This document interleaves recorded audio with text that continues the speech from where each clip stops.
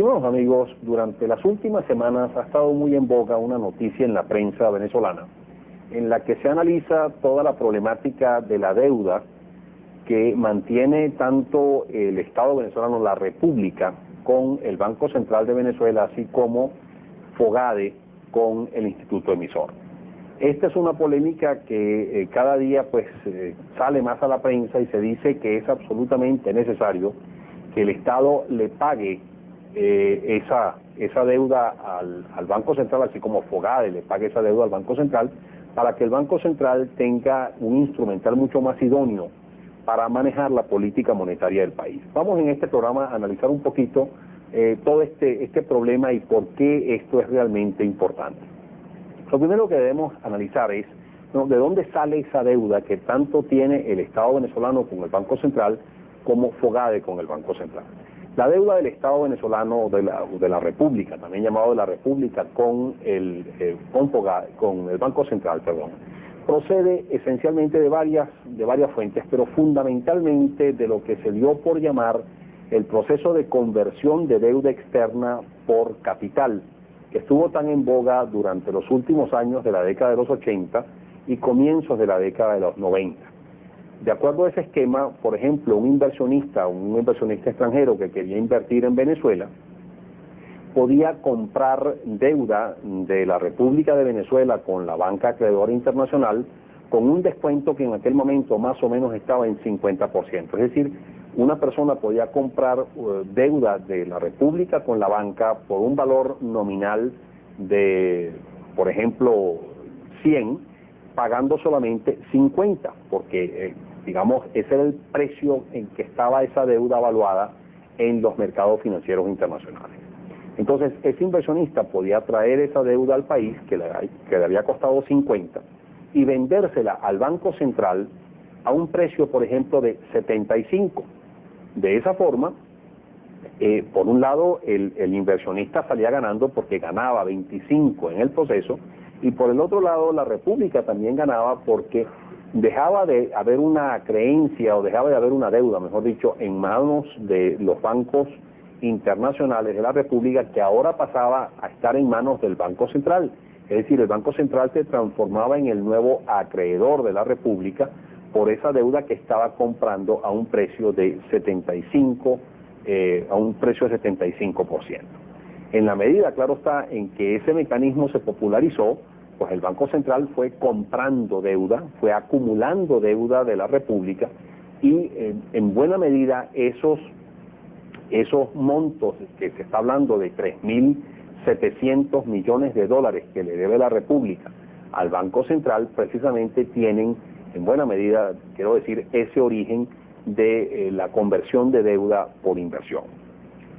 Por el otro lado, la deuda de FOGADE con el Banco Central tiene su origen esencialmente o fundamentalmente en los auxilios financieros que se otorgaron a los bancos con problemas durante la crisis del año 1994. Como ustedes recordarán, el gobierno ayudó masivamente, le dio asistencia masiva a los bancos con problemas para poder hacer frente a los retiros que estaban haciendo sus depositantes ante, los rumores que corrían de que esos bancos estaban en problemas y que hacía que los depositantes fueran a retirar sus recursos de los bancos, y entonces que estos bancos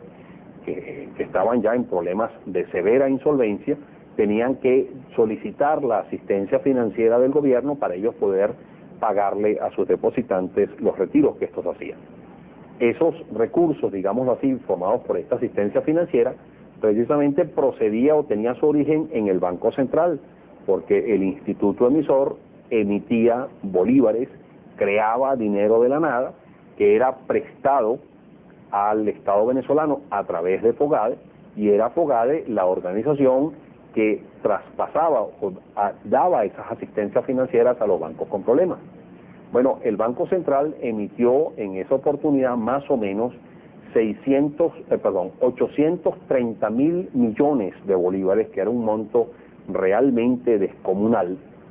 que en aquel momento era más de lo que inclusive la industria petrolera iba a pagar ese año en impuestos al fisco, y esto trajo como consecuencia una situación de una creación masiva de dinero, pero que a su vez se transformó en una deuda sumamente importante del Estado a través de FOGADE con el Banco Central. Vamos a cumplir unos compromisos, al regreso vamos a ver, bueno, qué implicaciones tiene esto, por qué ahora esta problemática se ha puesto en boga de que es necesario pagar estas deudas y que es necesario sincerar esta situación de deuda del Estado con el Banco Central. Ya regresamos.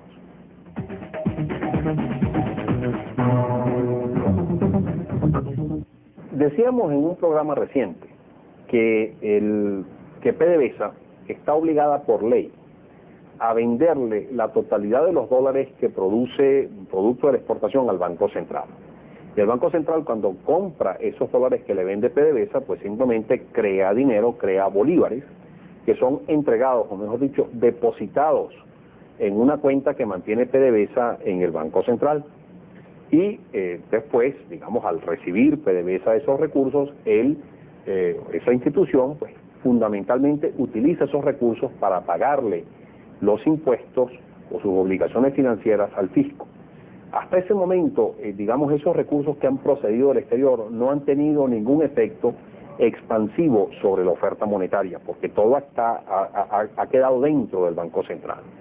Pero cuando el fisco recibe esos recursos al cobrarle los impuestos a PDVSA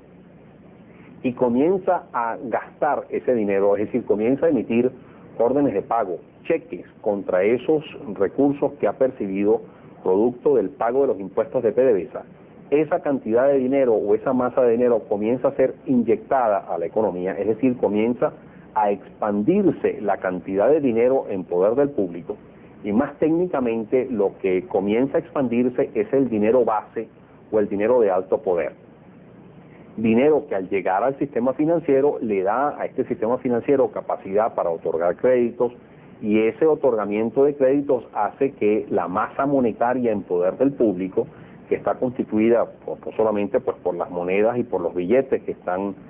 circulando entre el público, sino también por todos los depósitos bancarios que mantiene la gente en el sistema financiero, pues esa masa monetaria tiende a aumentarse. Es decir, no es sino hasta que el gobierno decide gastar esos recursos que obtiene a través del cobro de los impuestos a PDVSA, la forma en cómo esos recursos son realmente inyectados a la economía. Bueno, todos sabemos que en 1996 los precios del petróleo estuvieron muy altos, es decir, hubo un aumento importante de los precios del petróleo que trajo como consecuencia que PDVSA exportara algo más de 3.000 millones de dólares, por encima de lo que inicialmente se preveía o se planeaba que iban a ser las ventas externas de esa organización durante ese año. Y esto hizo pues que entonces PDVSA vendiera mucho más dólares al Banco Central, que el Banco Central creara mucho más bolívares para comprar esos dólares, y que también PDVSA pagara mucho mayor cantidad de impuestos al fisco. Y el fisco, por lo tanto, se vio de la noche a la mañana con una disponibilidad de recursos bastante mayor. Otra serie de factores contribuyeron a ese aumento sustancial de los ingresos del fisco durante el año 1996, porque, por ejemplo, la maxi devaluación que hubo en el mes de abril de ese año, pues hizo que PDVSA, en vez de entregar 290 bolívares por cada dólar que compraba, ahora entregase 470 o 475 bolívares, dependiendo de cuál es el tipo de cambio, el día o en el momento en que adquiría esos dólares. Y por lo tanto eso hizo que se crearan mucho más bolívares por parte del Banco Central, que PDVSA recibiera mucho más bolívares por cada dólar que le vendía al instituto emisor, y que por lo tanto también PDVSA pagara mucho más recursos al fisco. Toda esta situación, combinada con los dividendos cobrados a PDVSA por el mayor precio de la gasolina, los mayores o la mayor disponibilidad de recursos al aumentarse las tarifas de los servicios públicos, al aumentarse la tasa impositiva del impuesto general a las ventas, etcétera, hizo que el gobierno en 1996 viera sustancialmente incrementado su ingreso. De hecho, el ingreso del gobierno central aumentó durante ese año en más o menos 170%. Igualmente, el gobierno también incrementó notablemente su gasto. El gasto casi se duplicó durante ese año 1996, y fue a través de ese mayor gasto como se inyectó en buena medida o gran parte de los ingresos adicionales que obtuvo PDVSA producto de los mayores precios del petróleo. Es decir, ese incremento sustancial de gasto público hizo que la liquidez en poder del público, la masa de dinero en poder del público aumentara en una forma sustancial. En un gráfico que les quiero mostrar, vamos a ver esta situación palpablemente. Ustedes pueden ver aquí, en este gráfico, cuál ha sido los niveles de liquidez desde el mes de enero de 1996 hasta el mes de abril de 1997. Fíjense ustedes cómo durante los últimos meses de 1996 y durante 1997 ha habido un franco aumento, ha habido casi un brinco de crecimiento en la liquidez hasta ubicarse a fines del mes de abril de 1997 en unos niveles que más o menos están en el orden de los 5.500 millones, perdón, los 5.5 billones de bolívares, es decir, en 5 millones de bolívares. Esta situación, pues un crecimiento de liquidez sumamente importante que se dio durante estos meses, hizo que obviamente hubiese una situación de exceso de liquidez en poder del público, de que de hecho los bancos los bancos experimentaran una disponibilidad de liquidez excesivamente alta, y ello conllevaba un peligro sumamente grande, que era el que se desencadenara nuevamente o se acentuara, mejor dicho, el problema inflacionario en el país,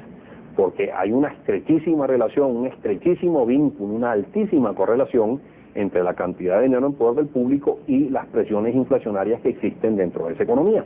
Y eso entonces llevó al Banco Central a tener que redoblar esfuerzos por implantar una política monetaria de carácter restrictivo que buscaba como objetivo central la reducción, o por lo menos el evitar que la cantidad de dinero en poder del público se fuera de las manos, aumentara en razones desproporcionadamente altas, y que esto trajera como consecuencia el agravamiento del fenómeno inflacionario. Es así entonces como le cae al Banco Central esta tremenda responsabilidad sobre sus hombros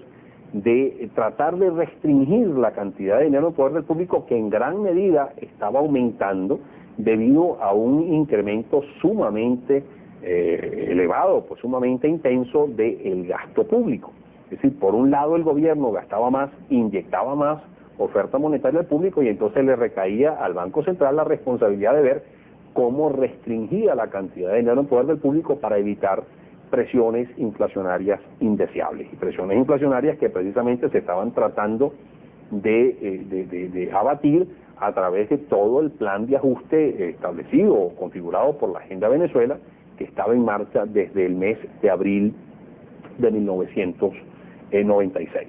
Pero bueno, ¿qué instrumentos entonces podía utilizar el Banco Central para poner en marcha esa política monetaria de carácter restrictivo? Bueno, los bancos centrales también, esto lo hemos mencionado en otros programas, tienen una serie de instrumentos de política monetaria que están a su alcance para restringir o en otras condiciones para estimular la cantidad de dinero en poder del público. En este caso, el Banco Central utilizó un instrumento de política monetaria que es lo que se da por llamar, o lo que se conoce técnicamente como operaciones de mercado abierto. En este caso, la venta de una serie de títulos o una serie de valores que son entregados a los bancos que tienen ese exceso de liquidez, y a cambio de esos valores que están adquiriendo los bancos del sistema, los bancos le pagan al Banco Central el contravalor en bolívares. Es decir, esa venta de títulos por parte del Banco Central no hace otra cosa sino sustraer recursos, succionar recursos de liquidez de la economía que entran al Banco Central, donde son esterilizados. Es decir, pues, esta venta de esos valores del Banco Central no hace otra cosa sino retirar dinero de la circulación. Estos son los famosos títulos de estabilización monetaria, o TEMS, que vende el Banco Central a los bancos con la finalidad de recoger liquidez del público, y a su vencimiento le vuelven a pagar al Banco Central o a los bancos que tienen en posesión esos títulos de estabilización monetaria, y se vuelve a inyectar liquidez al sistema. Si queremos mantener por un lapso prudencial o bastante largo ese elemento de restricción de liquidez, pues cada vez el Banco Central tiene que emitir más y más y más títulos de estabilización monetaria para evitar, pues, o para así mantener a raya o mantener bajo control la cantidad de dinero en poder del público. Bueno, vamos a unos compromisos, pero al regreso vamos a ver, bueno, muy bien, ¿y qué importa todo esto? Bueno, importa mucho, porque para que los bancos se sientan estimulados a comprar títulos de estabilización monetaria, esos títulos de estabilización monetaria tienen que dar un rendimiento, y un rendimiento atractivo para los bancos. Y ese rendimiento no sale de otra fuente que no sea precisamente el Banco Central, implicando esto una carga financiera para el instituto emisor sumamente importante, que ha llegado ya a niveles desproporcionadamente altos, y que hay que buscar mecanismos alternativos para cambiar esta situación, porque los elevadísimos costos y las elevadísimas pérdidas en que está incurriendo el Banco Central de Venezuela no pueden continuar en una forma indefinida. Ya regresamos. Decíamos que el incremento notable de la liquidez monetaria que se produjo como consecuencia del mayor gasto público durante el año 1996 obligó al Banco Central a emitir una masiva cantidad de títulos de estabilización monetaria que eran vendidos al sistema financiero con la finalidad de recoger parte de esa liquidez y así impedir que se desbocara la inflación. De hecho, en este gráfico que les quiero mostrar, podemos ver palpablemente el incremento de esas obligaciones del Banco Central de los títulos de estabilización monetaria entre enero de 1996 y abril de 1997. Esta es la magnitud, digamos, emitida en forma acumulada de títulos de estabilización monetaria por parte del Banco Central. Fíjense ustedes la franca tendencia de aumento que tuvo una alta concentración precisamente durante los primeros meses de 1997 y que ha hecho que el Banco Central haya tenido que cargar con un enorme monto, digámoslo así, de pagos o de cancelaciones en forma de rendimiento de esos títulos de estabilización monetaria hacia el sistema financiero. Y de hecho, estas dos variables, la cantidad de títulos de estabilización monetaria por un lado y la cantidad de oferta monetaria por el otro, están estrechísimamente vinculados.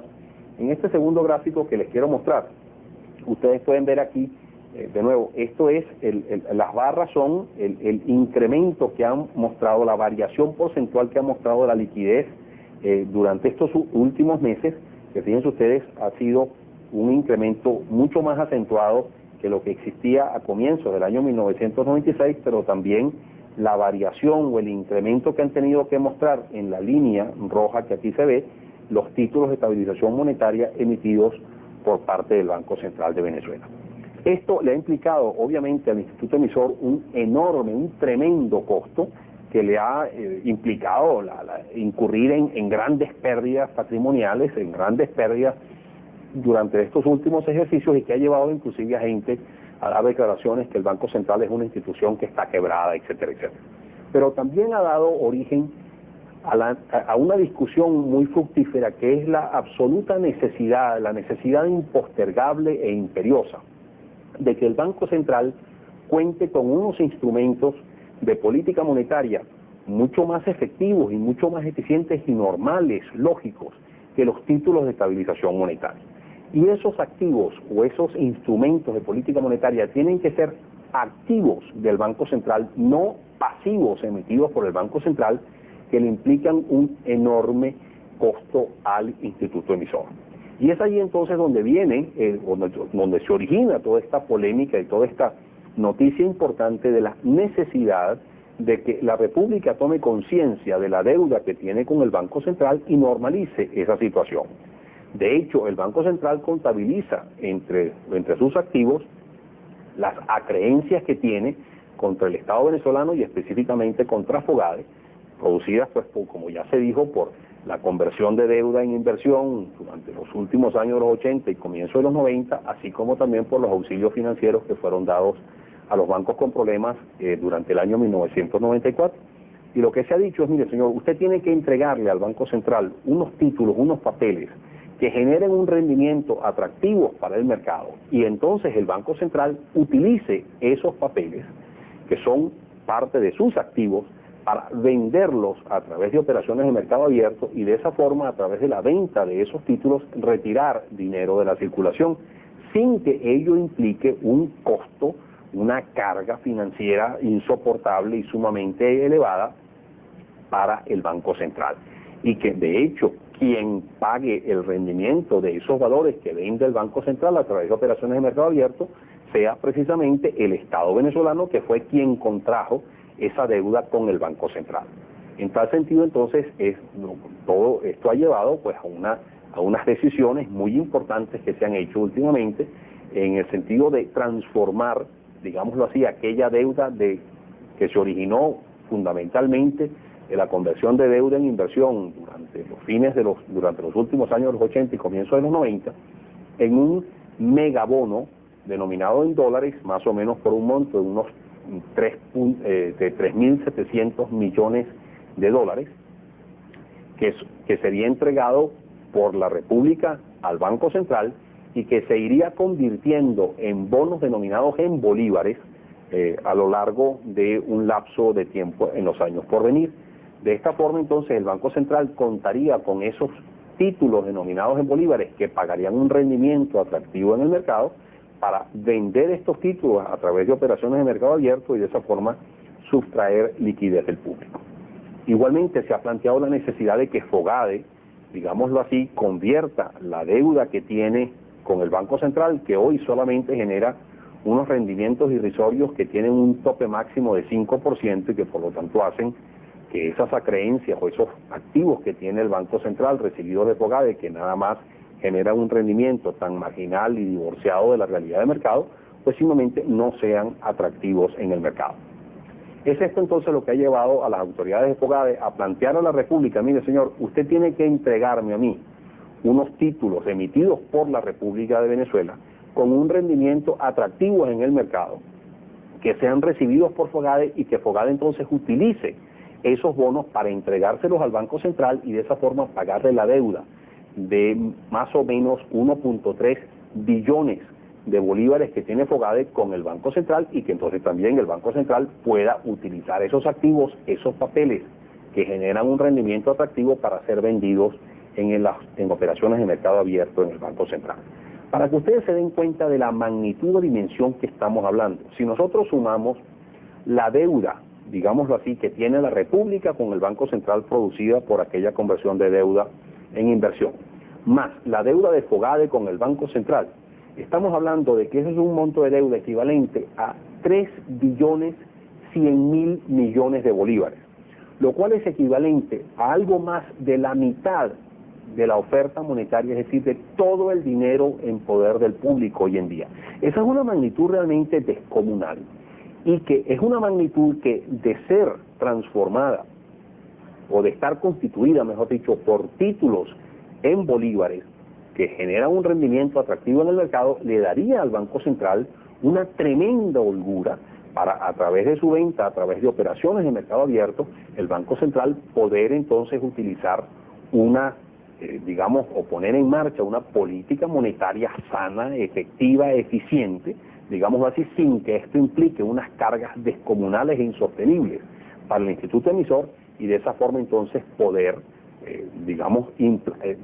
llevar a cabo su función de restricción monetaria para impedir la materialización de presiones inflacionarias indeseables que le corresponde al Banco Central en una forma efectiva y eficiente. Reciban un cordial saludo y hasta la próxima.